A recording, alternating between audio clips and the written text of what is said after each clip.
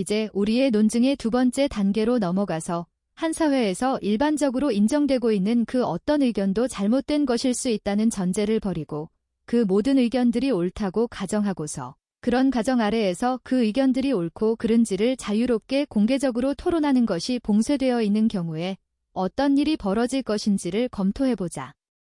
자신의 의견이 옳다는 것을 절대로 의심하지 않기 때문에 자신의 의견이 틀릴 가능성이 있다는 것을 결코 받아들이려고 하지 않는 사람은 그 의견이 아무리 옳다고 할지라도 그 의견의 옳고 그름에 대한 전면적이고 자유로우며 무제한한 토론이 허용되지 않으면 그 의견은 살아있는 진리가 아니라 단지 죽은 독단적 의견으로 취급될 뿐이라는 것을 똑똑히 알아야 한다. 다행스럽게도 이전처럼 그렇게 아주 많은 수는 아니지만 자신이 옳다고 생각하는 어떤 의견이 있고 그런 생각에 그 어떤 의심도 없다면 그 의견이 왜 옳은 것인지 그 근거들을 전혀 알지 못해도 아무 상관이 없다고 생각하고 다른 사람들로부터 그 의견에 대한 지극히 피상적인 반론이 제기되는 경우에도 그 반론을 제대로 반론하지 못하는 사람들이 지금도 여전히 있다. 그런 사람들은 권위 있는 사람으로부터 어떤 가르침을 받아서 한번 그 의견이 옳다고 믿어버리면 마치 아주 당연하다는 듯이 그 의견에 대해 문제 제기를 허용하는 것은 아무런 유익이 없고 단지 해만 될 뿐이라고 생각한다. 그들은 자신의 영향력이 통하는 곳에서는 다른 사람들이 아무리 현명하고 사려 깊게 그 의견이 틀렸음을 설득해도 거의 받아들이려 하지 않는다. 하지만 그들이 그 의견에 그토록 집착하는 것도 어느 순간에 갑자기 어이없이 무너질 수 있다. 토론을 완전히 봉쇄하는 것은 거의 불가능하고 일단 토론이 시작되면 확고한 근거 위에 세워지지 않은 신념들은 말도 안 되는 어떤 어이없는 요인에 의해 무너져 내리기 십상이다. 자신의 생각으로는 올바른 의견처럼 보일지라도 그 의견이 인간의 지성에 자리 잡지 않고 근거와 증거가 없는 편견으로 자리 잡고 있다면 그것은 이성적인 존재인 인간이 진리를 받아들이는 방식이 아니다. 그런 것은 진리를 아는 것이 아니다. 그런 식으로 받아들인 진리는 진리처럼 보이게 하는 그럴듯한 말로 포장된 미신일 뿐이다.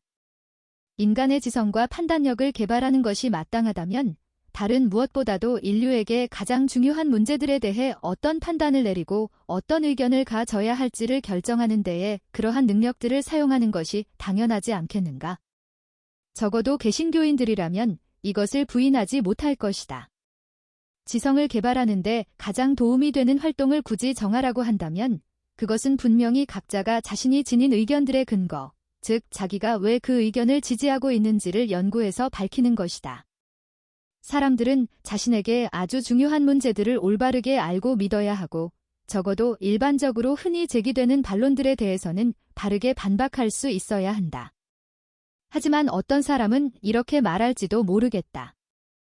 사람들에게 그들이 지지하는 의견들의 근거가 무엇인지를 가르쳐 주어야 한다.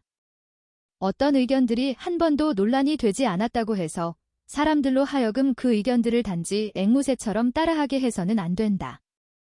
기하학을 배우는 사람들에게 그저 공식들만을 달달 외우게 해서는 안 되고 증명하는 법도 가르쳐서 알게 해야 한다. 기하학의 공식들에 대해서는 어느 누구도 단 한 번도 부인하지 않았고 틀렸다는 것을 증명하고자 하는 시도도 한 번도 없었기 때문에 기하학을 배우는 사람들이 굳이 그 근거들을 배우고 증명하는 법을 알 필요는 없다고 말하는 것은 터무니없다. 이 말은 의심할 여지 없이 옳다. 하나의 분명한 정답이 있어서 옳고 그름에 대해 다툼의 여지가 없는 수학 같은 분야에서는 얼마든지 그런 식으로 근거를 가르쳐주고 증명하는 법을 알게 해줄 수 있다. 수학적 진리를 증명하는 것의 특이성은 확실한 정답이 있어서 옳은 것은 옳은 것이고 틀린 것은 틀린 것이 분명하게 나뉜다는 것이다. 따라서 반론도 있을 수 없고 반론에 대해 대답할 필요도 없다. 하지만 서로 다른 의견들을 제시하는 것이 가능한 모든 분야에서는 각각의 의견을 밑받침해주는 일련의 서로 상반되는 근거들을 종합적으로 살펴서 진리를 이끌어내야 한다. 심지어 자연과학에서도 언제나 동일한 사실에 대한 서로 다른 설명들이 존재한다. 천동설과 지동설, 불에 타는 성분이 플로지스톤, 플로지스턴이라는 이론과 산소라는 이론 같은 것들이 그런 것들이다. 이런 경우에는 왜 다른 이론이 옳은 것이 될 수 없는지를 증명해 보이지 않으면 안 된다. 그것이 증명되고 어떻게 그것이 증명될 수 있는지를 알 때까지는 다른 쪽 이론이 옳은 근거를 아는 것이 불가능하다. 그러나 도덕이나 종교, 정치나 사회관계, 인생사 같이 무한히 더 복잡한 문제들을 살필 때에는 어떤 의견이 옳음을 증명하고자 하는 논증의 4분의 3은 그 의견과 다른 의견들을 밑받침해주는 것으로 보이는 증거들을 반박하는 데 할애된다. 고대 세계에서 한 사람을 제외하고는 가장 위대한 변론가였던 키케로, 시서로는 자신의 논증을 연구하는 일 못지않게 자신의 논쟁 상대의 주장을 연구하는 일에도 언제나 똑같이 힘을 기울였다는 기록이 남아있다. 어떤 문제와 관련해서 진리에 도달하기 위해 애쓰는 모든 사람들은 키케로가 법정 공방에서 승리하기 위한 수단으로 했던 방식을 그대로 본받을 필요가 있다. 어떤 문제에 대해서 자신이 이해한 부분만을 아는 사람은 그 문제에 대해 거의 알지 못하는 것이다. 그런 사람이 제시하는 논거들이 타당해서 아무도 그 논거들을 반박할 수 없을 수도 있다. 하지만 상대방의 논거들이 무엇인지 알아서 그 논거들을 반박할 수 없다면 그 사람은 어느 쪽의 의견이 더 나은지를 판단할 수 없게 된다. 그런 형편이 되지 못한다면 어느 쪽이 옳은지를 판단하는 것 자체를 중지하는 것이 합리적이지만 판단을 중지하는 것이 마음에 들지 않는다면 권위 있는 사람의 판단을 따르거나 일반 사람들처럼 가장 마음에 드는 쪽을 선택하는 것이 더 낫다. 또한 상대방의 논거들을 듣고자 하는 경우에도 자기 쪽 진영에서 자신들의 시각에서 그 논거들을 이해해서 조목조목 반박한 것들을 곁들여서 제시한 내용에 입각해서 듣는다면 그것으로는 충분하지 않다. 그것은 상대방의 논거들을 공평하게 대우하는 방식도 아니고 그 논거들을 제대로 올바르게 이해할 수 있게 해주는 방식도 아니다. 그 논거들을 실제로 믿고 있고 최선을 다해서 진지하게 옹호하고 있는 사람들에게서 들어야 한다. 그들이 가장 자신 있어 하고 설득력 있는 논거들을 알아야 한다.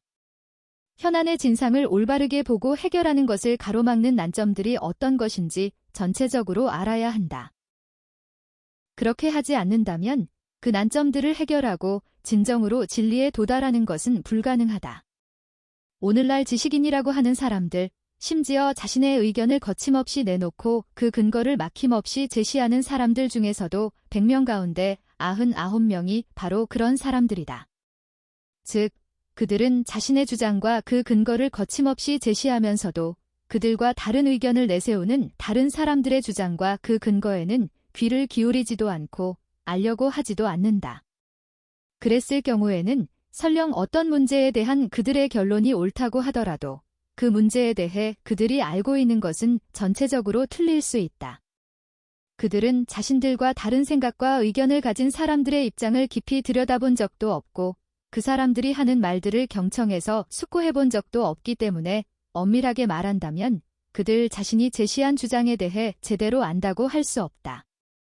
그들은 상대방의 어떤 논거들이 사실은 자신의 어떤 논거들을 설명해주고 정당화해준다는 것을 알지 못하고 자신의 어떤 논거와 상충되어 보이는 상대의 논거가 사실은 서로 조화될 수 있다는 것을 알지 못하며 자신의 논거와 상대방의 논거가 둘 다 겉보기에 아주 강력해서 따로 보면 둘 다 옳은 것처럼 보이지만 실제로 둘을 비교해보면 어느 한쪽이 더 우위에 있다는 것을 알지 못한다.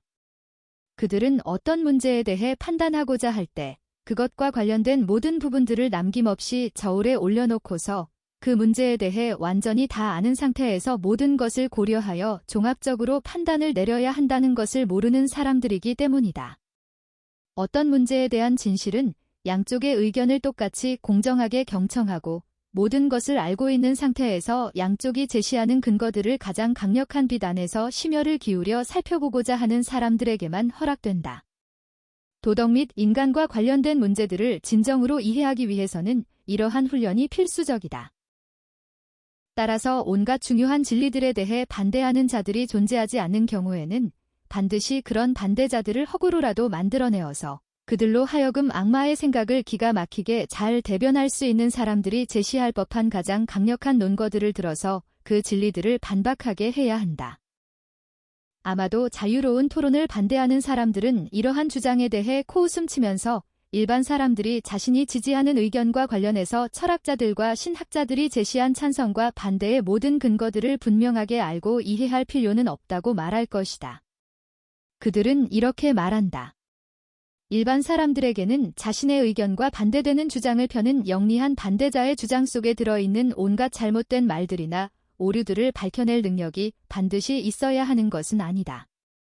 그들을 대신해서 그런 잘못된 주장들을 반박해줄 누군가가 늘리더서 잘 알지 못하는 사람들이 오도될 가능성이 없게 하는 것으로 충분하다.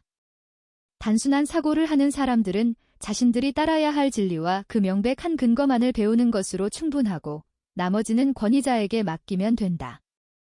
그런 사람들은 자신이 지지하는 진리와 관련해서 제기될 수 있는 온갖 난해한 반론들을 스스로 해결할 수 있는 지식이나 능력이 자기에게는 없다는 것을 알고 있지만 그런 것들은 그런 일에 전문적으로 훈련을 받은 사람들이 지금까지 해결해 주어 왔고 앞으로도 해결해 줄 것임을 믿고서 안심할 수 있다.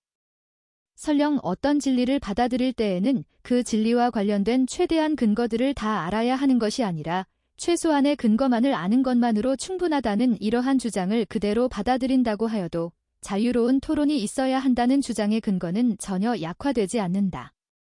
왜냐하면 그들조차도 어떤 의견을 지지하는 자들에게는 어떤 방식으로든 그 의견에 대한 모든 반론이 만족스럽게 반박되었다는 이성적인 확신이 있어야 한다는 것을 부정하는 것이 아니라 인정하고 있기 때문이다. 모든 반론을 반박하기 위해서는 먼저 모든 반박이 제시될 수 있는 자유로운 토론이 있어야 하고 또한 만족스럽게 반박되었음을 확인하기 위해서는 반대자들이 스스로 만족하는지 만족하지 않는지를 밝힐 수 있는 모든 기회가 주어져야 한다. 일반 사람들은 아니라고 할지라도 적어도 그러한 반론들을 듣고 반박해야 할 소임을 맡고 있는 철학자들과 신학자들은 반대자들이 제시하는 가장 정교한 형태의 모든 반론들을 알지 않으면 안 된다. 그리고 그것은 반대자들이 그 어떤 방해도 받지 않는 가운데 한치의 거리낌도 없이 허심탄회하게 자신들이 제시할 반론들을 자유롭게 말할 수 있는 환경이 조성되는 경우에만 이루어질 수 있다. 가톨릭 교회는 이 골치 아픈 문제점을 해결하기 위한 나름대로의 방법을 고안해냈다. 그것은 가톨릭 신자들을 크게 두 부류로 분류해서 한쪽 부류의 사람들에게는 이성적인 확신에 의거해서 교리들을 받아들이는 것을 허용하고 다른 쪽 부류의 사람들에게는 오직 믿음에 의거해서 교리들을 받아들이는 것만을 허용하는 것이다. 물론 어느 쪽도 어떤 교리들을 받아들이고 어떤 교리들을 거부할 것인지를 선택할 수는 없다. 그러나 첫 번째 부류에 속하는 성직자들은 적어도 충분히 신뢰해도 좋은 신자들로 여겨지기 때문에 그들에게는 반대자들의 주장과 그 근거들을 잘 알고 반박하기 위한 목적으로 금서로 지정된 이단들의 책을 읽는 것이 허용된다. 반면에 평신도들은 특별한 허가 없이는 금서들을 읽는 것이 허용되지 않는다. 가톨릭 교회의 이러한 조치는 한편으로는 반대자의 주장을 아는 것이 가르치는 자들에게는 유익하다는 것을 인정하면서도 다른 한편으로는 가르침을 받는 사람들에게는 그 유익성을 부정하는 것이다. 이것은 엘리트 계층이 일반 대중들보다 더 많은 정신문화를 누릴 수 있게 해줄 뿐만 아니라 사실은 거기에서 더 나아가 정신적인 자유를 더 많이 누릴 수 있게 해주는 것이다. 가톨릭 교회는 이러한 장치를 통해서 자신이 바란 그런 종류의 정신적 우월성을 달성하는 데 성공했다. 왜냐하면 한쪽으로는 자유가 없는 문화를 통해 폭넓고 자유로운 지성이 등장하는 것을 막고 그럼에도 불구하고 다른 한쪽으로는 자신의 신앙과 교리를 이성에 입각해서 치밀하게 옹호하고 그 반대자들을 반박할 수 있는 지성을 만들어낼 수 있었기 때문이다. 하지만 개신교를 받아들인 나라들에서는 그런 장치를 도입할 수 있는 기회가 원천적으로 봉쇄된다. 개신교는 적어도 이론상으로는 신앙을 선택할 책임이 개개인에게 주어져 있어서 그 문제를 가르치는 자들에게 떠넘길 수 없다고 말하기 때문이다. 게다가 오늘날의 세계에서는 오직 배운 사람들만이 특정한 책이나 글들을 읽게 하고 배우지 못한 사람들에게는 그렇게 하는 것을 금지하는 것이 현실적으로 불가능하다. 사람들을 가르치는 책무를 맡은 이들이 자신들이 알아야 할 모든 것을 알기 위해서는 아무런 제약 없이 무엇이든 다 자유롭게 쓰고 출판할 수 있어야 한다. 만일 사람들이 일반적으로 진리라고 인정하고 있는 의견들이 진정으로 바른 것인 경우에 자유로운 토론이 허용되지 않을 때 나타나는 폐해가 단지 사람들이 그 의견들의 근거를 알지 못하는 것에 국한되는 것이라면 그 의견들의 가치와 그 의견들이 사람들의 인격과 성품에 끼치는 영향력에는 아무런 해가 되지 않기 때문에 지성이라는 측면에서만 해가 될 뿐 도덕이라는 측면에서는 해가 되지 않는다고 말할 수도 있을 것이다. 하지만 사실은 전혀 그렇지가 않다. 자유로운 토론이 허용되지 않을 때에는 사람들은 그 의견들의 근거만을 알지 못하는 데서 그치지 않고 그 의견들의 의미 자체를 알지 못하게 되는 경우가 허다하기 때문이다. 사람들은 어떤 의견을 표현하는 데 사용된 말들의 껍데기만을 알 뿐이고 그 말들 속에 표현된 알맹이인 진리를 알지 못하기도 하고 그 말들을 통해 원래 전달하고자 했던 진리의 일부분만을 알게 되기도 한다. 즉, 그 의견은 사람들 속에서 생생한 진리의 실체를 만들어내어 살아있는 신념으로 정착하지 못하고 사람들은 그저 그 의견을 기계적으로 암기해서 입으로 반복할 뿐이다. 또는 그 의견이 사람들에게 남긴 것이 있다고 할지라도 그것은 껍데기에 불과하고 그 껍데기 속에 들어있는 진정한 알맹이는 그들 속에 남아있지 않게 된다.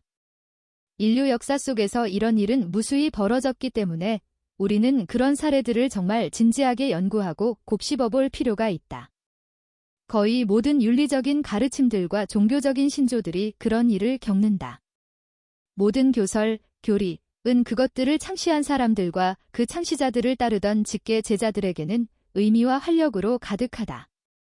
다른 교설들보다 우위에 서기 위한 싸움이 계속되는 동안에는 그 교설의 의미는 조금도 줄어들지 않고 그 지지자들에게 한층 더 생생하게 인식된다. 그러다가 마침내 그 특정한 교설이 다른 것들과 우위를 다투는 싸움에서 이겨서 지배적인 것으로 자리를 잡기도 하고 또는 발전을 멈추고서 지금까지 확보한 사람들만을 자신의 지지자로 소유한 채 그 이상으로 확산되지 못하게 되기도 한다. 어느 쪽으로 결말이 나든 그런 상태가 되면 그 교설을 둘러싼 논쟁은 수그러들고 점차 사라져간다. 그 교설은 지배적인 의견으로 받아들여지거나 하나의 분파로 인정되어 이미 자리를 잡고 정착하게 된 것이다. 이때부터는 그 지지자들은 일반적으로 자신의 의지와 의사로 그 교설을 받아들인 사람들이 아니라 선대로부터 대물림 받은 사람들이다. 하나의 교설을 신봉하는 사람들이 다른 교설로 전향하거나 개종하는 일은 예나 지금이나 거의 일어나지 않는다. 하지만 그들은 제1세대가 그랬던 것과는 달리 세상과 맞서서 그들 자신을 변호하거나 세상을 그들 편으로 끌어들이기 위해 끊임없이 애쓰는 대신에 조용히 뒤로 물러나서 자신들이 지지하는 교설을 반박하는 주장이나 논거들을 될 수 있는 한 귀 기울여 듣지도 않고 반대자들에 맞서 치열한 논쟁을 벌이는 번거로움도 피하려고 한다. 통상적으로 이때가 그 교설의 생명력이 쇠퇴하기 시작한 때라고 할 수 있다.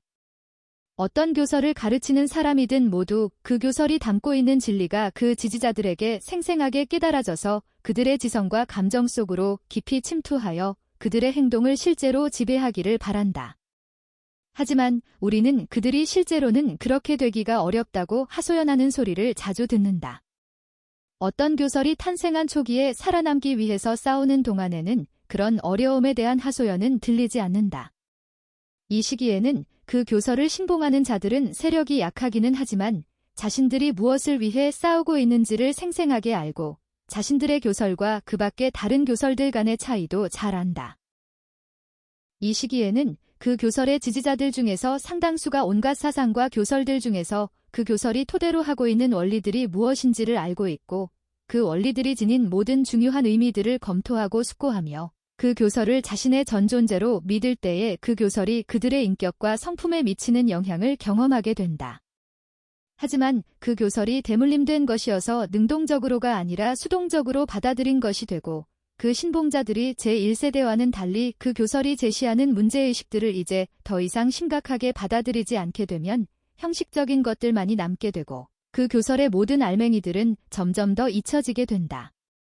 마치 어떤 것을 무조건적인 믿음에 의거해서 받아들이게 되면 그것을 지성의 의식적인 작용을 통해서 깨닫거나 개인적인 경험을 통해서 확증할 필요성이 없어지는 것과 마찬가지로 사람들은 대물림을 통해 받아들인 교설에 대해서는 별 생각 없이 막연하게 동의하는 수준에서만 받아들이게 된다.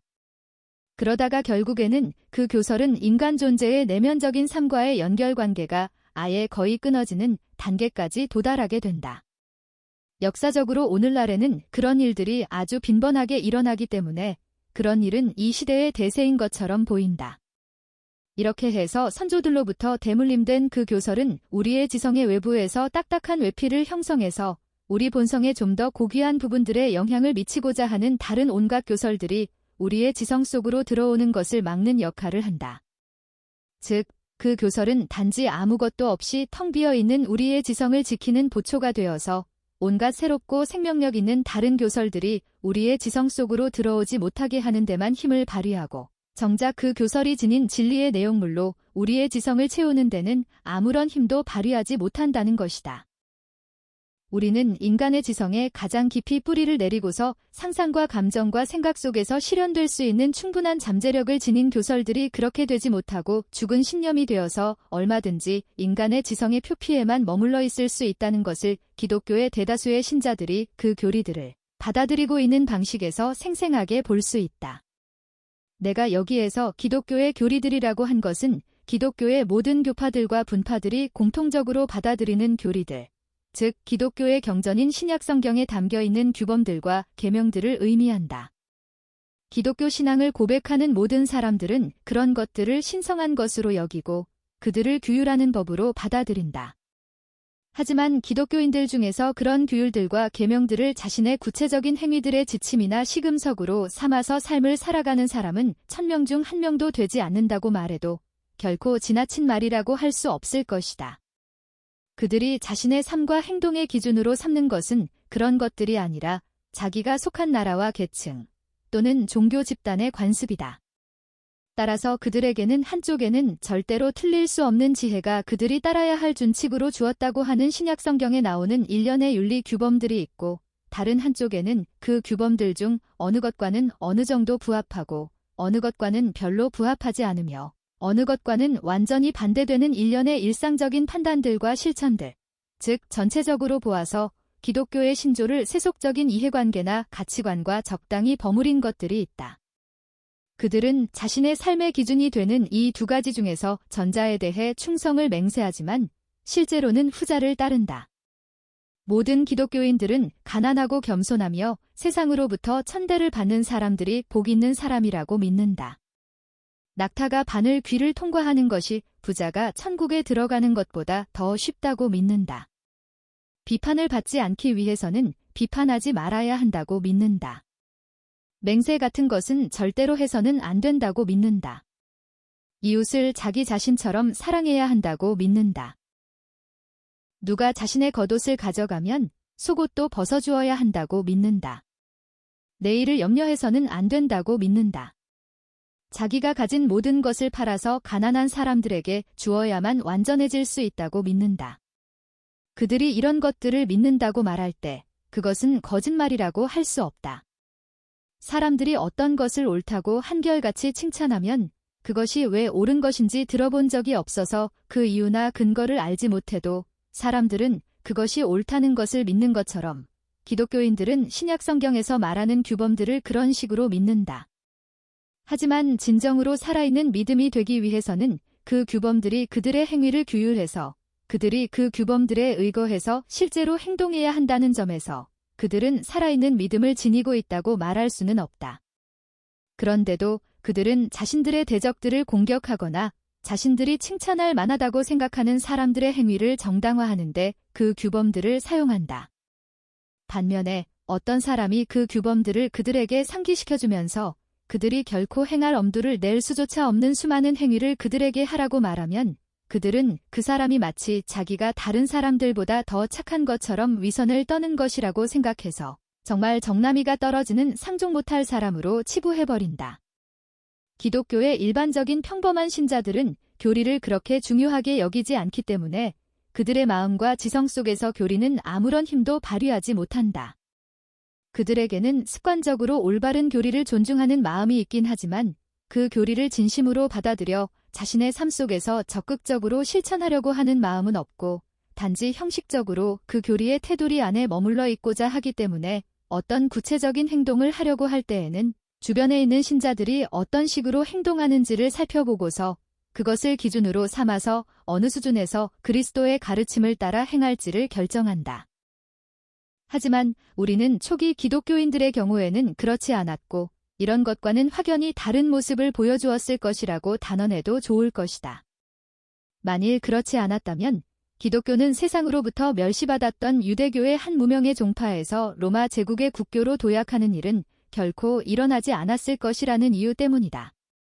기독교를 반대한 사람들조차도 비기독교인들이 얼마나 서로를 사랑하는지를 보라고 말한 것을 보면 오늘날에는 아무도 이런 말을 하지 않을 것이다. 초기 기독교인들은 이후에 그 어떤 기독교인들보다도 자신들이 믿는 신앙의 의미를 훨씬 더 생생하게 느끼고 있었음이 분명하다.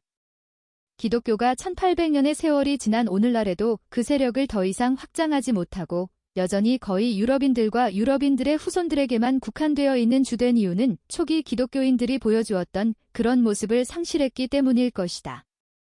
심지어 기독교의 교리들을 일반 신자들보다 훨씬 더 진지하게 믿고 그 교리들 중 많은 것들에 상당히 큰 의미를 부여하여 엄격하게 신앙생활을 해나가는 사람들의 경우에도 그들의 지성 속에서 그런 식으로 비교적 활발하게 움직여서 그들에게 영향을 미치고 있는 교설은 칼뱅이나 녹스 또는 그들 자신의 품성이나 성향과 비슷한 점이 많은 어떤 인물에 의해서 만들어진 교설일 뿐이다. 반면에 그리스도의 교훈들은 그들의 지성 속에 수동적으로 공존해서 아주 기분 좋고 상쾌한 말들을 들었을 때 같은 효과만을 낼 뿐이고 그 이상의 효과를 그들에게서 만들어내지 못한다. 한 분파의 특징이 되는 특이한 교설들은 모든 분파에 공통되는 교설들보다 더 많은 활력을 지니고 가르치는 자들은 바로 그 특정한 분파에 속한 교설들이 계속해서 살아있게 하기 위해 심혈을 기울이는 데에는 여러 가지 많은 이유들이 있다는 것은 의심의 여지가 없다. 하지만 한 가지 확실한 것은 그런 특이한 교설들에 대해서는 더 많은 질문과 의문들이 제기되고 공개적인 반대자들의 반론들에 맞서 변호해야 할 일들이 자주 일어난다는 것이다. 반대하는 자들이 아무도 없게 되면 가르치는 사람들이나 배우는 사람들이나 책상 앞에 앉아서 하라는 공부는 하지 않고 잠을 자게 될 것이 뻔하다. 일반적으로 말해서 이것은 도덕이나 종교와 관련된 것만이 아니라 인생을 알고 지혜롭게 사는 것과 관련된 것도 포함해서 모든 전통적인 교설들에 적용된다. 온갖 언어로 씌어진 모든 문헌들 속에는 삶에 관한 전반적인 성찰들, 즉 삶이라는 것은 무엇이고 어떻게 살아야 하는가를 논하는 내용으로 가득하다. 사람들은 모두 그런 성찰들을 읽거나 배워서 알고 있고 자명한 진리로 받아들여서 자신들의 말과 그래서 그런 진리들을 인용하기도 한다. 하지만 대부분의 사람들은 그 진리들의 의미를 진정으로 아는 것은 아니고 일반적으로 고통스러운 경험을 통해서 현실의 삶에서 그 진리들이 말한 진정한 의미를 몸으로 직접 겪고 나서야 처음으로 그 진정한 의미를 알게 된다. 사람이 어떤 예견하지 못했던 불행이나 좌절을 겪으면서 고통스러워할 때 그가 평소에 아주 잘 알고 있었던 속담이나 격언이 갑자기 떠오르며 그 말의 진정한 의미를 처음으로 깨닫게 되면서 자기가 그 참된 의미를 진작에 알았다면 이런 불행이나 좌절을 겪지 않아도 되었을 것이라고 안타까워하는 일이 자주 일어난다. 이런 일이 벌어지게 된 데에는 토론의 기회가 없었다는 것 외에 다른 이유들도 있다. 진리들 중에는 사람이 직접 경험을 통해 깨닫게 될 때까지는 그 진정한 의미를 알 수 없는 것들이 많기 때문이다. 하지만 평소에 그런 진리들을 이미 잘 알고 있는 사람들이 찬성과 반대로 나뉘어 토론하고 논쟁하는 것을 자주 들을 수 있었다면 사람들은 그 진리들이 지닌 진정한 의미에 대해 훨씬 더 많은 것들을 알았을 것이고 그 지식은 그들의 지성에 훨씬 더 깊이 각인될 수 있었을 것이다. 사람들은 어떤 일에 대해 이제 더 이상 아무런 의심도 제기되지 않게 되는 경우에는 그 일에 대해 생각해보는 것을 그만두는 경향이 있다.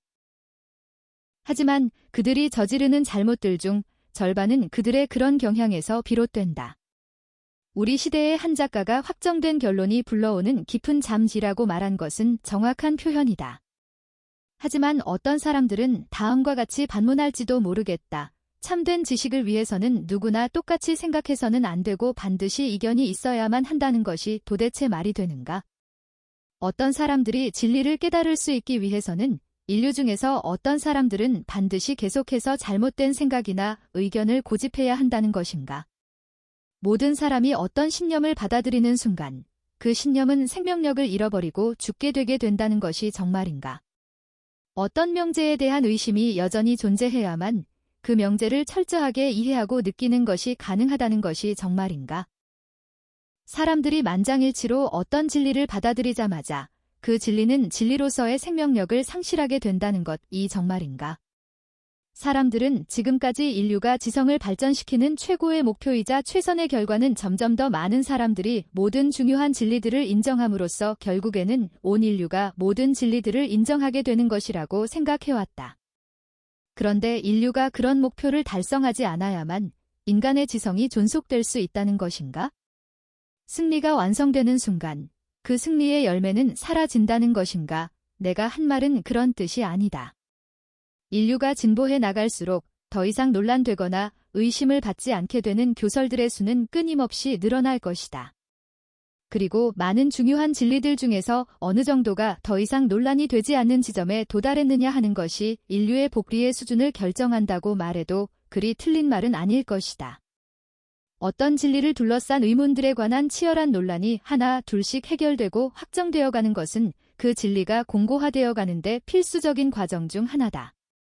진리가 아닌 의견들이 그런 식으로 공고화되어 간다면 위험하고 해로울 것이지만 진리인 의견들이 그런 식의 과정을 거쳐 공고화되어 가는 것은 유익한 일이다. 어떤 의견에 대해 제기된 의문들이 점진적으로 해결되어서 점점 더 의심과 논란이 줄어드는 것은 피할 수 없는 일임과 동시에 반드시 거쳐야 할 일이긴 하지만 그렇다고 해서 우리는 그 모든 결과들이 인류에게 이로운 방향으로 작용할 것이라고 생각해서는 안 된다. 인간은 어떤 진리를 반대자들에게 설명하거나 그들의 반론을 반박하는 가운데 그 진리를 변호하면서 그 진리를 지성적으로 생생하게 이해하고 파악할 수 있게 된다. 그런데 그 진리가 보편적으로 인정을 받게 되면서 아무도 반대하지 않게 되어 그런 아주 중요한 수단을 잃게 된다면 그로 인한 손실은 보편적으로 인정받게 되면서 얻게 된 이익보다 더 크지는 않겠지만 그래도 결코 가볍게 넘길 만한 것은 아닐 것이다.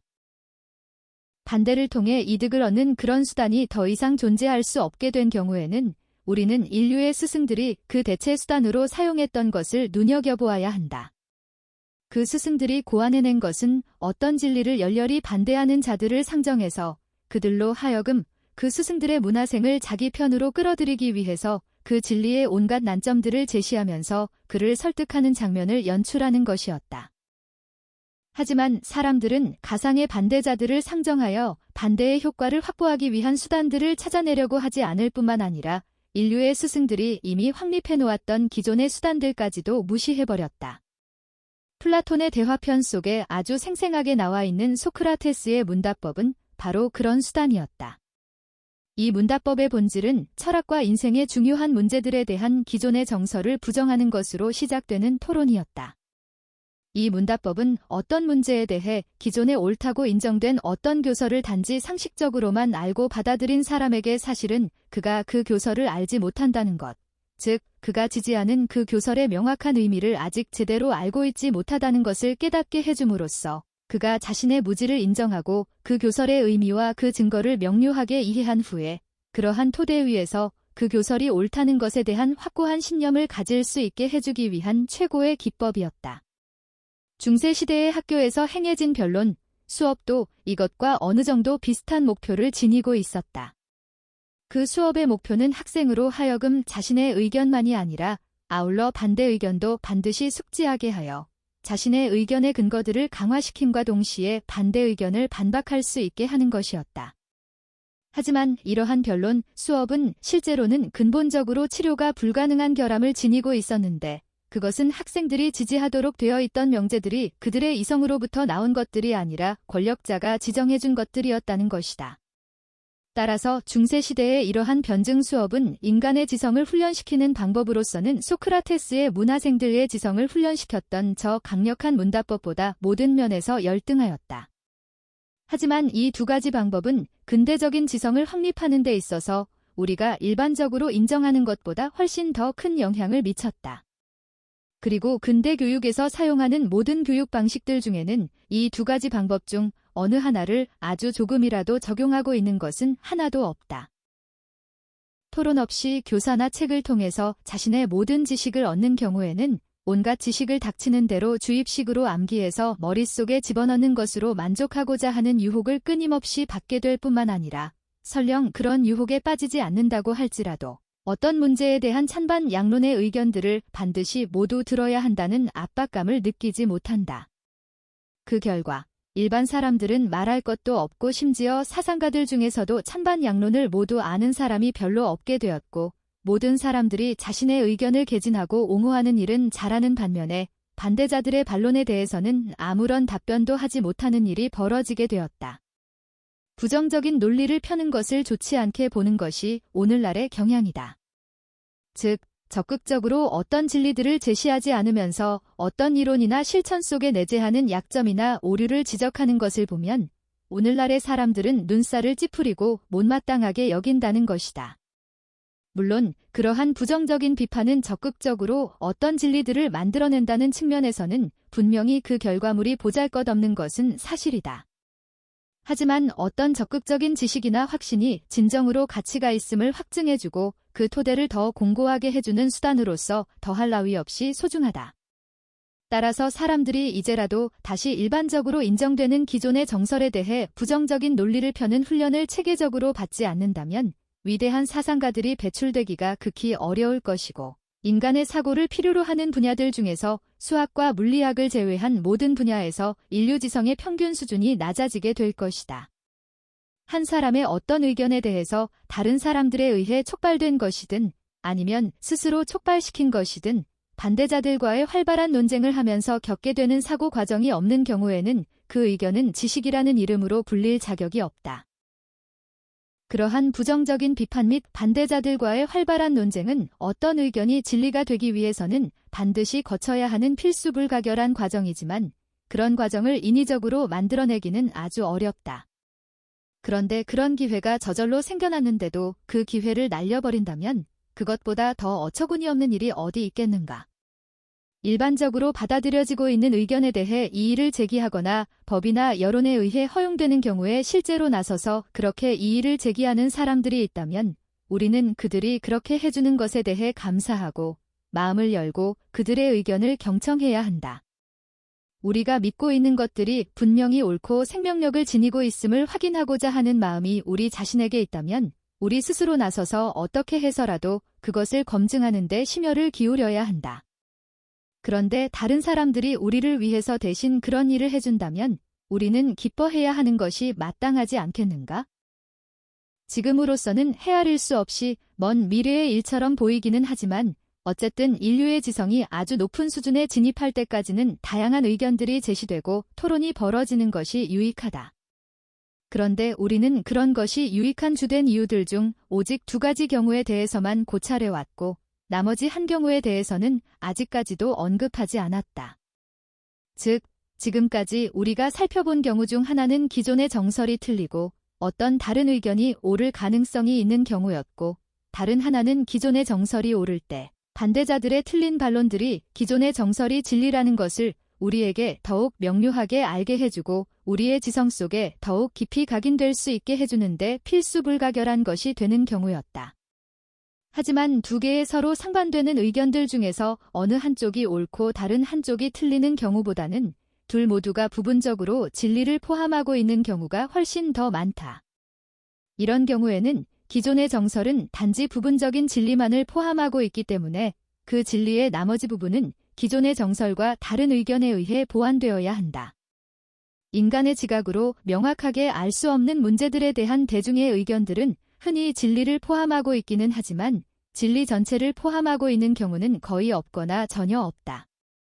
진리를 어느 정도 포함하고 있는지는 차이가 있기는 하지만 그 의견들은 진리 중에서 오직 일부만을 포함하고 있을 뿐만 아니라 자신이 대변해야 하는 진리를 과장하고 왜곡하고 있고 그런 의미에서 진리와 상당히 분리되어 있다.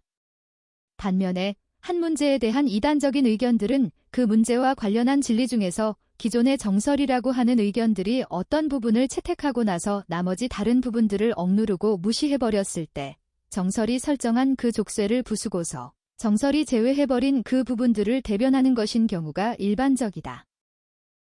이렇게 해서 탄생한 이단들은 정설 속에 담긴 진리의 부분과 화해를 모색하기도 하고 정설과 마찬가지로 자신들이 제시한 진리의 부분들이 마치 진리 전체인 것처럼 주장함으로써 정설을 적으로 규정하고 전면전을 벌이기도 한다. 역사적으로 인간의 지성은 언제나 진리의 한 면만을 받아들여서 마치 그것이 진리 전체인 것처럼 여겨왔고, 진리의 다양한 면들을 모두 인정하고 받아들이는 것은 예외에 속하였기 때문에 지금까지 이단들은 전자보다는 후자의 태도를 취하는 경우가 압도적으로 많았다. 그래서 심지어 사상혁명이 일어나는 시기에서조차도 진리의 한 부분이 우세했던 기존의 정설이 와해된 자리에는 진리 전체가 아니라 그 진리의 또 다른 한 부분이 들어서는 경우가 비일비재했다. 그리고 진보하기 위해서는 기존의 정설이 지니고 있던 진리의 부분에 또 다른 부분이 추가되어야 함에도 불구하고 기존의 부분적이고 불완전했던 진리, 즉 진리 전체 중에서 기존에 채택되었던 한 부분이 그 진리의 또 다른 한 부분으로 대체되는 것이 보통이었다. 개선이라는 것도 마찬가지여서 사람들은 진리 중에서 기존에 채택되었던 한 부분이 새로운 시대에는 맞지 않게 되었기 때문에 그 부분을 폐기하고서 그 진리 전체 중에서 새로운 시대의 필요와 요구에 더 적합한 조각을 채택하고서는 그것을 개선이라고 부른다.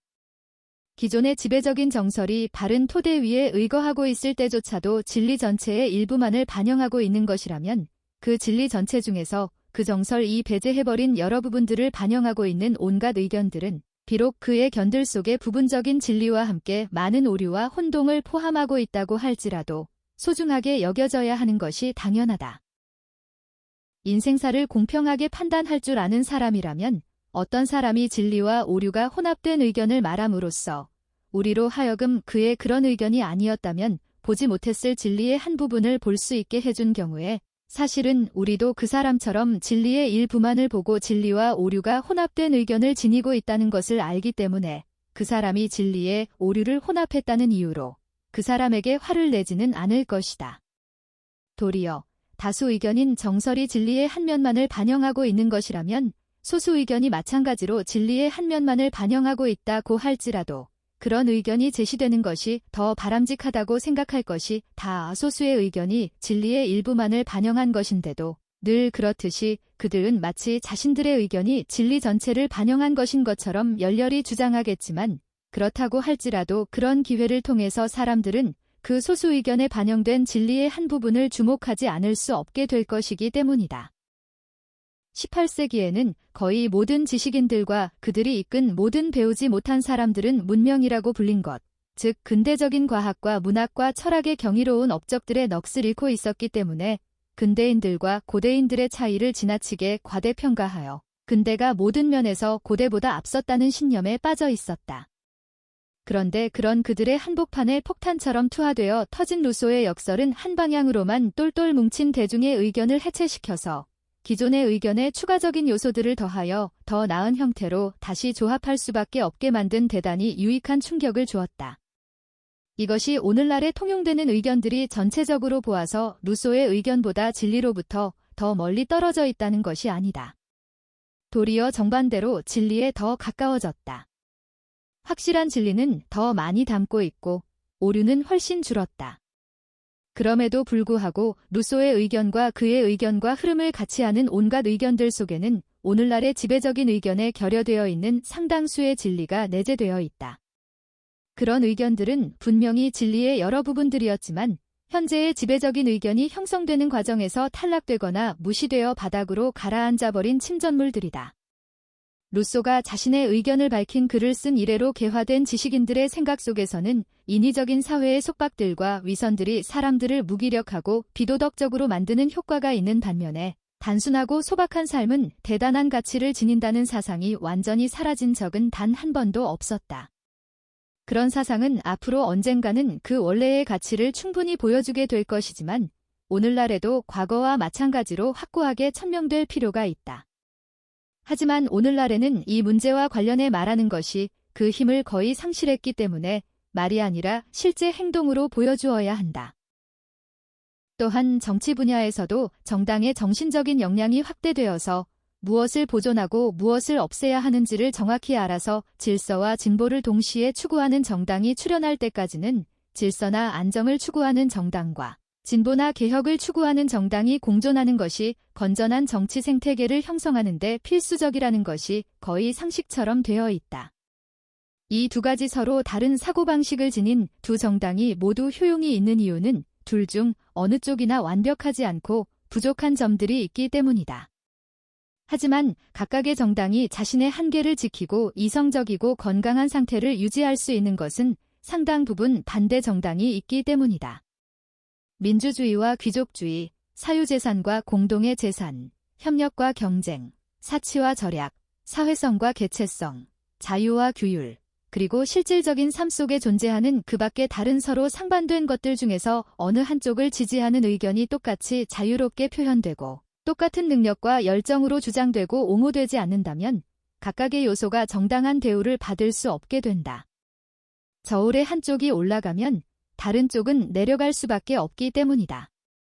인간의 삶에서 실천적으로 아주 중요한 문제들과 관련된 진리는 서로 반대되는 것들을 화해시키고 결합시키는 문제인 경우가 대부분이다. 하지만 충분히 큰 포용력을 지니고서 모든 것들을 다 고려하여 공정하고 정확하게 그러한 조정 작업을 해낼 수 있는 사람은 거의 없다고 해도 과언이 아니다. 그렇기 때문에 양 진영이 서로를 반대하는 기치를 높이 세우고서 그 기치 아래에서 치열한 싸움을 하는 거칠고 험악한 과정을 거쳐서 그런 조정 작업이 완성된다.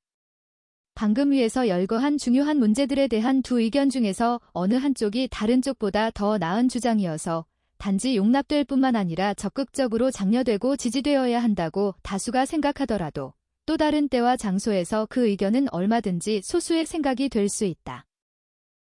왜냐하면 둘 중에 어느 의견이든 정당한 대우를 받지 못해서 인간의 이해관계와 복리에서 소홀히 되고 결핍된 부분이 생기게 되면 그 부분을 대변하는 그 의견이 한동안 지배적인 의견으로 출현하게 되기 때문이다. 영국에서는 이 문제들에 대해서 둘 중에 어느 의견을 개진하는 것을 금지하는 불관용이 존재하지 않는다는 것을 나는 안다. 이것을 비롯해서 많은 사례들이 오직 다양한 의견이 자유롭게 표현되고 토론될 수 있을 때에만 인간 지성이 현재의 수준을 뛰어넘어 진보해서 점점 더 진리의 모든 측면을 이해하기 위한 공정한 시합을 할 수 있는 기회를 얻게 된다는 말이 보편적인 진실이라는 것을 보여준다. 어떤 문제에 대해서 온 세상 사람들이 다 똑같은 의견을 가지고 있는데 오직 몇몇 사람들만이 다른 의견을 가지고 있다면 설령 다수의 의견이 옳은 경우에도 그 소수의 다른 의견 속에는 온 세상 사람들이 들어야 할 유익한 내용이 있다는 것은 언제나 거의 틀림없다. 그러므로 그 소수가 침묵하게 되면 인류는 진리의 일부를 잃어버리게 될 것이다.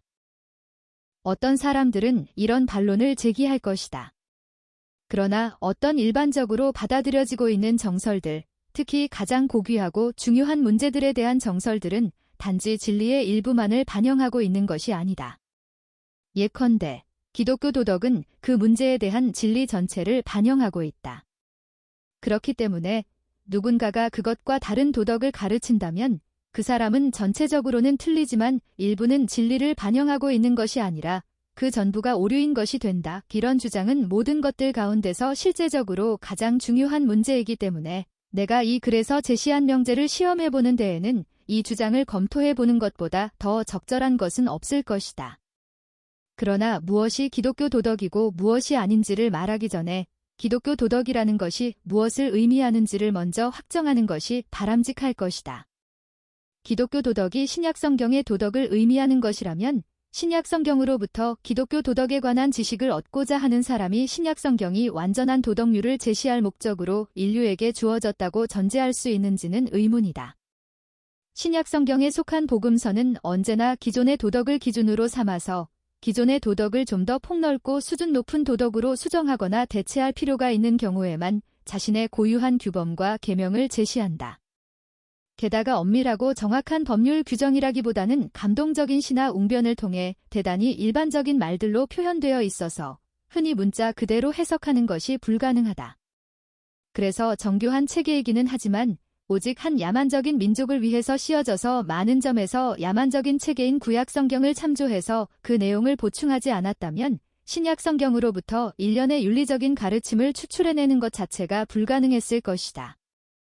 사도 바울은 사람들이 신약 성경에 나오는 예수 그리스도의 가르침에 구약 성경에 의거한 유대교의 가르침을 혼합해서 하나의 도덕을 제시하는 것을 극력 반대했지만 그 자신도 마찬가지로 기존의 도덕, 즉 그리스인들과 로마인들의 도덕을 전제했다. 그가 기독교인들에게 명령하거나 충고한 것들 중 상당 부분은 예수 그리스도의 가르침을 그리스인들과 로마인들의 도덕에 맞춰서 수정한 것들이었다. 심지어는 노예제도를 인정하는 말도 했다. 신학적 도덕이라고 하는 것이 더 옳을 기독교 도덕은 예수 그리스도나 그의 사도들의 작품이 아니라 훨씬 후대에 생겨난 것으로서 가톨릭 교회가 처음 5세기에 걸쳐 점진적으로 구축해 놓은 체계였다. 오늘날의 사람들과 개신교인들은 그런 것과는 다른 기독교 도덕을 채택하고 있다고 말하지만 그들이 새롭게 제시한 기독교 도덕이라는 것은 우리가 생각하는 것만큼 그렇게 기존의 기독교 도덕을 많이 수정한 것이 아니다. 그들은 대체로 중세시대의 여러 분파들이 각각의 성격과 성향에 맞춰서 새롭게 추가한 것들을 잘라내는 것으로 만족했다. 나는 인류가 이 도덕과 그 초기 교사들에게 많은 빚을 지고 있다는 것을 절대로 부정하고자 하지 않는다. 하지만 이 도덕은 많은 중요한 점들에서 불완전하고 한 측면만 말하고 있어서 이 도덕이 인정하지 않는 사상들과 정서들이 유럽인들의 삶과 인격의 형성에 기여해오지 않았더라면 인류는 현재보다 더 나쁜 상태가 되어 있을 것이라고 거리낌 없이 말할 수 있다. 사람들이 흔히 기독교 도덕이라고 부르는 것은 모두 어떤 것들에 대한 반발로서 형성된 것이다. 이 도덕은 많은 부분 이교 사상에 대한 항변이다. 이 도덕의 이상은 선을 적극적이고 활발하게 행함으로써 고귀한 목표에 도달하는 것이라기보다는 악을 소극적으로 피해서 죄가 없는 상태를 유지하는 것이다. 그래서 누군가가 아주 정확하게 표현했듯이 기독교 도덕의 계명들에서는 글 하지 말라는 명령이 글 하라는 명령보다 훨씬 많다. 기독교 도덕에서는 사람들이 정욕에 빠져 방탕하게 살게 될 것을 우려해서 금욕주의를 이상으로 삼았는데 이 금욕주의는 점차 율법주의로 변질되어 갔다. 기독교 도덕은 사람들에게 미덕의 삶을 살게 하기 위한 적절한 동기를 부여하기 위해서 천국에 대한 소망과 지옥에 대한 경고를 제시한다.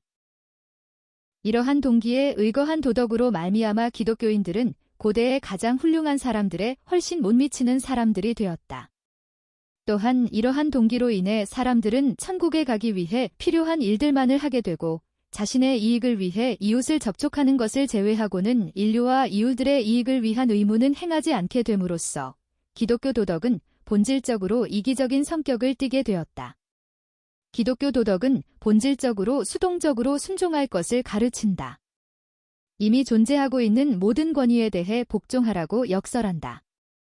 그 권위들이 신앙에서 금지하는 일을 명령할 때에는 능동적으로 복종해서는 안 되지만 개개인에게 손해나 해악을 끼치는 일들은 아무리 큰 손실이라도 감수하고 저항해서는 안 되며 그 권위를 타도하기 위해 반란을 일으키는 것은 더더욱 안 된다. 최고의 이교도 국가들의 도덕에서는 국가에 대한 의무를 강조하는 것이 너무 지나쳐서 개개인의 정당한 자유까지도 침해할 정도다. 하지만 순수한 기독교 윤리에서는 이 중요한 의무를 거의 찾아볼 수 없다. 지배자가 자신이 다스리는 영토 내에 어떤 공직에 더 적합한 자격을 갖춘 사람이 있는데도 다른 사람을 그 공직에 임명하는 것은 신과 국가에 대해 죄를 짓는 것이다 라는 명언이 있다. 하지만 이 명언은 신약 성경이 아니라 이슬람교의 코란에 나오는 말이다. 오늘날의 도덕에서 공적인 의무를 인정하는 사상이 존재한다면 그러한 사상은 기독교가 아니라 그리스와 로마에서 유래한 것이다. 사적인 삶과 관련된 도덕에 존재하는 관대하고 고상한 심성을 강조하고 개인의 존엄과 명예를 존중하는 태도 같은 것들도 기독교 신앙이 아니라 순전히 세속적인 교육에서 유래한 것이다. 그런 것들은 오직 복종만을 유일하게 가치 있는 덕목으로 공공연하게 인정하는 윤리 기준을 지닌 기독교 도덕에서는 결코 생겨날 수 없었다. 기독교 윤리는 온갖 방식으로 인식되고 제시될 수 있는데 나는 이러한 결함들이 그 모든 형태의 기독교 윤리에 필연적으로 내재되어 있을 수밖에 없다거나 기독교 윤리가 완벽한 도덕적인 교설이 되기 위해서는 많은 것들을 보완해야 하지만 그런 식의 보완은 불가능하다고 말하는 것이 결코 아니다. 또한 나는 그리스도의 가르침들이 그런 결함들을 내재하고 있다고 말하고자 하는 것이 아니다. 나는 예수 그리스도가 한 말씀들만이 그의 의도를 정확하게 보여주는 증거가 될 수 있다고 믿는데 그 말씀들이 포괄적인 도덕이 요구하는 모든 것과 양립할 수 있다고 믿는다. 그리고 지금까지 사람들이 그 말씀들로부터 어떤 실천적인 도덕 체계를 이끌어내기 위해서 그 말씀들을 왜곡시켜왔지만 그런 왜곡을 범함이 없이 윤리와 관련해서 탁월한 규범들을 담아낸 도덕 체계를 그 말씀들로부터 이끌어낼 수 있다고 믿는다. 하지만 그렇다고 할지라도 예수 그리스도의 말씀들은 오직 진리의 한 부분만을 담고 있고 또한 그렇게 의도되었다고 믿는 것은 내가 방금 앞에서 말한 것들과 전혀 모순되지 않는다. 이 기독교의 창시자가 전한 가르침들을 기록한 글에는 최고의 도덕이 되기 위해서 필수적인 많은 요소들이 제시되어 있지 않거나 제시할 의도가 아예 없었다. 또한 기독교회가 그 가르침들을 토대로 해서 세운 윤리체계 속에도 그러한 요소들이 완전히 제외되어 있다. 사정이 이러하다면 나는 기독교의 교리 속에서 우리가 지침으로 삼아야 할 완전한 규범을 발견해내려고 시도하는 것을 고집하는 것이 아주 잘못된 것이라고 생각한다.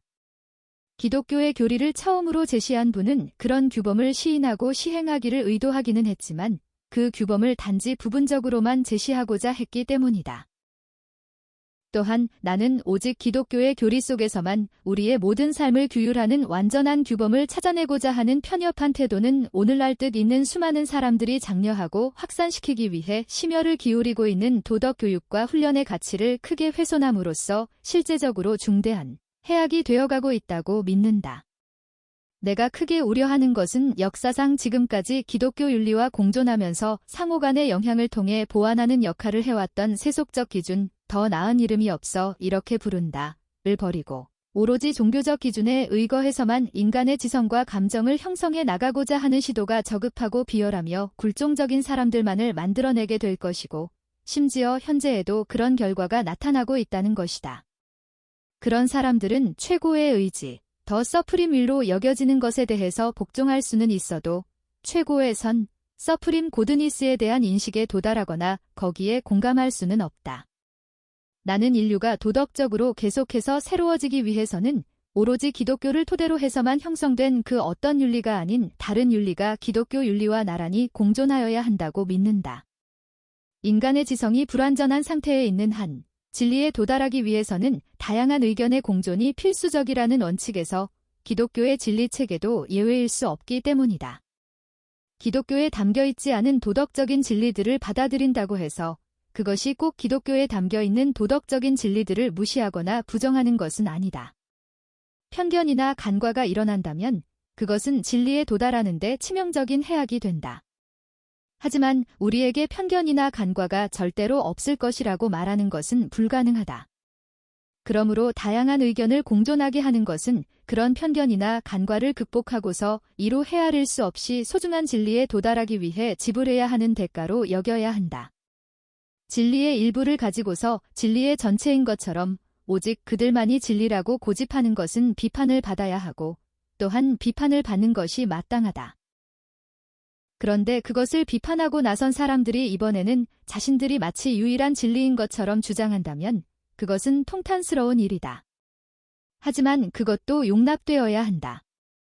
기독교인들이 기독교가 불신자들로부터 정당한 대우를 받게 하고자 한다면 그들 스스로 불신자들을 정당하게 대우해 주어야 한다.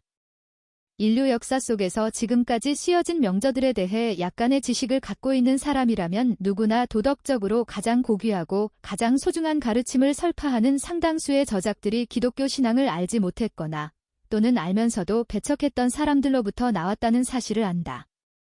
그럼에도 불구하고 그러한 사실에 눈을 감아버리는 사람들이 있다면 그런 사람들은 진실과 진리를 추구한다고 할 수 없다.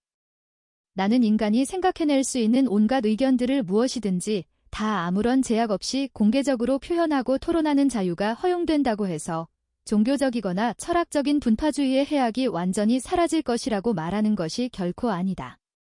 인간은 능력이 제한되어 있기 때문에 어떤 진리를 진지하게 추구해서 확신을 갖게 되는 경우에는 마치 이 세상에 그것과 다른 진리는 존재할 수 없거나 어떤 식으로든 그 진리를 제한할 수 있는 것은 아무것도 없다는 듯이 단언하고 가르치며 매사에 그러한 확신 위에서 행동하기가 너무나 쉽기 때문이다. 자유로운 토론이 무제한적으로 허용된다고 해도 그것이 어떤 의견이 분파주의적인 것이 되어 마치 진리 전체인 양 되는 것을 막아주는 것이 아니라 도리어 흔히 그런 경향을 더 강화시키고 악화시킨다는 것을 나도 인정한다. 다양한 의견들이 진리를 드러내주는 것이 아니라 서로 반대자들에 의해 주장된 의견이라는 이유로 더욱더 맹렬하게 반대를 받기 쉽기 때문이다. 따라서 다양한 의견들이 제시되고 서로 충돌함으로써 생겨나는 유익한 효과는 이미 어느 분파에 경도되어 있는 사람들보다는 어느 분파에도 속하지 않고 침묵을 지키며 듣는 제3자들에게 더 크게 나타난다. 각각 진리의 어느 부분을 반영한 다양한 의견들이 제시되고 격렬하게 충돌하는 것은 해로운 것이 아니다. 도리어 진리의 절반을 담고 있는 어떤 의견들이 쥐도 새도 모르게 억압되고 있는 것이야말로 우리가 진정으로 두려워해야 할 가공할 해악이다. 사람들이 듣기 싫어도 찬반 양론을 모두 들을 수밖에 없는 곳에는 언제나 희망이 있다. 하지만 오직 한쪽의 의견만을 들을 수 있는 곳에서는 그 의견 속에 들어있는 오류들이 진리로 여겨지고 굳어져서 편견으로 자리 잡게 되고 그 의견이 마치 진리 전체인 양 과장됨으로써 그 의견 중에서 진리인 부분은 진리로서의 효과를 지닐 수 없게 되고 만다.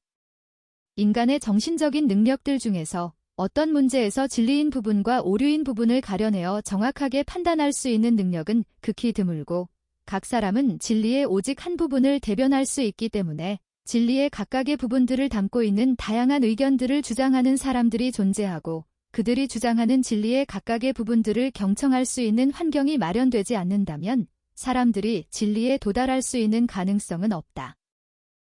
지금까지 우리는 어떤 의견이든 제약 없이 가질 수 있는 사상의 자유와 그 의견을 표현하고 토론할 수 있는 자유가 인간의 다른 모든 복리의 토대인 정신적인 복리에 필수적이라는 것을 4가지 근거 위에서 살펴보았다. 이제 그 근거들을 간략하게 요약해보자. 첫째로, 우리가 어떤 의견을 틀리다고 생각해서 침묵을 강요하는 경우에도 그 의견은 우리가 알지 못하는 어떤 이유로 인해서 옳은 것일 수 있다. 이것을 부정하는 것은 우리의 판단에는 절대로 오류가 있을 수 없다고 전제하는 것이다. 둘째로, 우리가 침묵을 강요하는 어떤 의견이 전체적으로 틀린 것이라고 할지라도 그 의견 속에는 진리의 일부가 들어있을 수 있고 실제로 그런 경우가 비일비재하다. 어떤 문제에 대해서든 통념이나 지배적인 의견이 진리 전체를 담고 있는 경우는 거의 없거나 전혀 없다. 오직 서로 반대되는 의견들이 서로 충돌하게 할 때에만 진리의 나머지 부분이 드러날 기회가 생긴다. 셋째로, 설령 기존의 정설이 진리일 뿐만 아니라 진리 전체를 담고 있다고 할지라도 격렬하고 진지하게 반대하는 목소리가 존재하지 않는 경우에는 그 정설을 받아들인 사람들 중 대부분은 그 정설이 왜 진리인지의 합리적인 근거를 거의 알지 못하거나 느끼지 못한 채 그 정설은 그들 속의 하나의 선입견으로만 자리 잡게 된다. 거기에다 넷째로, 진리 전체를 담고 있는 교설의 의미 자체가 상실되거나 약화되어서 사람들의 성품과 행동에 별 영향을 미치지 못하게 된다. 이렇게 그 진리에 걸맞은 성품과 행동을 만들어내지 못하고 단지 입으로만 외치는 교조적인 주장이 되었을 때 그 교설은 도리어 이성이나 인격적인 경험으로부터 생겨나는 어떤 진정한 확신의 출현과 성장을 가로막게 된다. 의견을 자유롭게 표현하고 토론하는 사상의 자유를 끝마치기 전에 의견을 표현하는 방식이 적절하게 절제되어 있어서 공정한 토론의 경계를 벗어나지 않는 조건 아래에서만 모든 의견의 자유로운 표현이 허용되어야 한다고 말하는 사람들의 주장을 검토해볼 필요가 있다. 우리는 이런저런 많은 이유들을 들어서 이 경계선을 어느 지점에 설정해야 한다고 못 박는 것은 불가능하다고 말할 수도 있을 것이다. 왜냐하면 어떤 사람이 상대방을 공격하면 상대방은 그 공격에 대해 반감을 갖게 되어 있기 때문이다. 게다가 경험이 증명해주듯이 반대자가 자신의 의견에 대한 강한 확신을 보이면서 그 공격을 강하게 밀어붙이는 데다 그 공격이 설득력 있고 강력해서 답변하기 어려운 것일 때마다 상대방에게 그 반대자는 절제를 잃은 사람으로 보이게 된다. 이것은 실제적인 관점에서 중요하게 고려되어야 할 문제이긴 하지만 그런 것보다 더 근본적인 문제가 있다.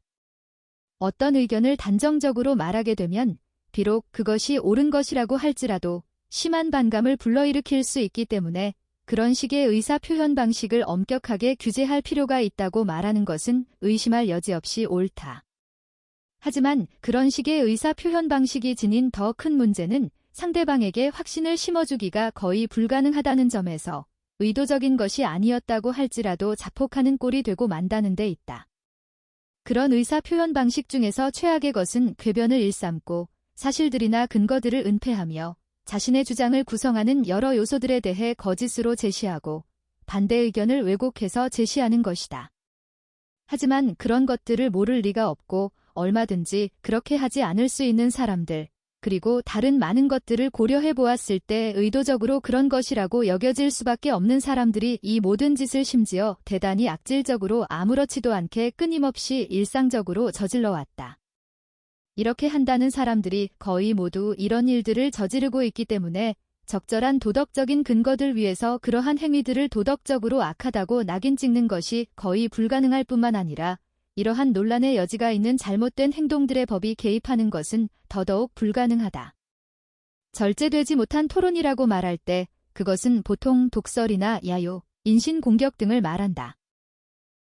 만일 그런 무기들을 사용하는 것을 논쟁의 양 당사자에게 공정하게 금지한다면 사람들은 거기에 대해 더 많은 공감을 하게 될 것이다. 하지만 실제로 그런 금지 조치를 취하게 되면 그것은 오직 지배적인 의견을 공격하는데 그런 무기들을 사용하는 것만을 금지하는 데만 적용된다. 그리고 소수 의견들을 공격하는데 그런 무기들을 사용하는 것은 일반적으로 용인될 뿐만 아니라 그런 무기들을 사용하여 소수 의견들을 공격하는 사람은 정의를 향한 열정과 분노를 드러낸 사람으로 칭송받기도 한다. 이러한 무기들을 사용함으로 생겨나는 폐해는 그 무기들이 상대적으로 자신을 방어할 능력이 없는 사람들을 향해 사용될 때에 가장 크다. 그리고 이러한 무기들이 사용되었을 때에는 거의 언제나 기존의 정설이 부당한 이득을 챙기게 된다. 이런 무기들을 사용한 논쟁에서 생겨나는 최악의 상황은 정설과 반대되는 의견을 지닌 사람들을 악하고 비도덕적인 사람들로 낙인 찍는 것이다. 언제든지 소수의 의견을 표명하는 사람들은 그런 비방과 중상모략을 받기가 특히 쉽다. 그들은 수적으로 소수여서 별 영향력이 없고 그들을 정당하게 대우해주는 일에 관심을 가져주는 사람이 그들 외에는 없다. 따라서 그들이 지배적인 의견을 공격하는데 그러한 무기들을 사용하는 것은 이 문제의 성격상 불가능하다. 만일 그들이 그런 무기들을 사용한다면 그들의 안전을 장담할 수 없고 도리어 지배적인 의견을 지닌 자들에게 그들과 그들의 의견을 악하고 비도덕적인 것으로 낙인 찍을 수 있는 빌미를 줄 뿐이기 때문이다. 지배적인 의견과 반대되는 의견들은 일반적으로 순화된 언어를 사용하여 불필요한 반감을 불러일으키지 않도록 최대한 주의를 기울일 때에만 사람들은 마지못해 그 의견들을 들어준다. 따라서 지배적인 의견과 조금이라도 다른 소수 의견을 지닌 사람들은 발붙이는 것 자체가 힘들다. 반면에 지배적인 의견을 지닌 다수는 언어 폭력을 제한 없이 사용할 수 있기 때문에 실제로 사람들은 반대 의견을 개진할 수도 없고 반대 의견을 표명하는 사람들의 말을 제대로 경청할 수도 없다. 따라서 진리와 정의를 세우기 위해서는 다른 어떤 것보다도 다수에 의한 언어 폭력의 사용을 규제하는 것이 훨씬 더 중요하다. 예컨대 소수의 언어 폭력과 다수의 언어 폭력 중에서 어느 쪽을 규제할 것인지를 선택해야 하는 상황이라면 지배적인 종교에 대한 언어 폭력보다는 소수의 무신론에 대한 언어 폭력을 규제하는 것이 훨씬 더 필요하다. 물론 법과 권력이 이 둘 중 어느 쪽도 규제해서는 안 된다는 것은 분명하지만 여론은 사안에 따라 전후 사정을 살펴서 판단을 내려야 한다. 먼저 지배적인 의견이든 소수의 의견이든 정직성이 결여되어 있거나 악의적이거나 자신의 주장만을 일방적으로 고집하거나 다른 사람들의 감정을 전혀 용납하지 못하는 방식으로 자신의 의견을 표명하는 모든 사람을 단죄하여야 한다. 다음으로 어떤 문제와 관련해서 우리의 입장과 반대되는 입장에 서 있다는 이유만으로 그 사람이 자신의 의견을 개진하는 것을 좋지 않게 바라보고서 그와 그의 의견을 악하고 부도덕한 것으로 단정해서는 안 된다. 그리고 끝으로 어떤 사람이 어떤 의견을 지니고 있든 자신의 반대자들과 그들의 의견들이 진정으로 어떤 것인지를 아무런 사심 없이 경청하고서 그들에게 불리한 것들을 부풀리거나 그들에게 유리한 것들을 은폐하지 않는 가운데 그들의 의견에 대한 자신의 솔직한 의견을 밝히는 모든 사람에게는 경의를 표하여야 한다. 이것이 공적인 토론과 관련한 진정한 도덕률이다.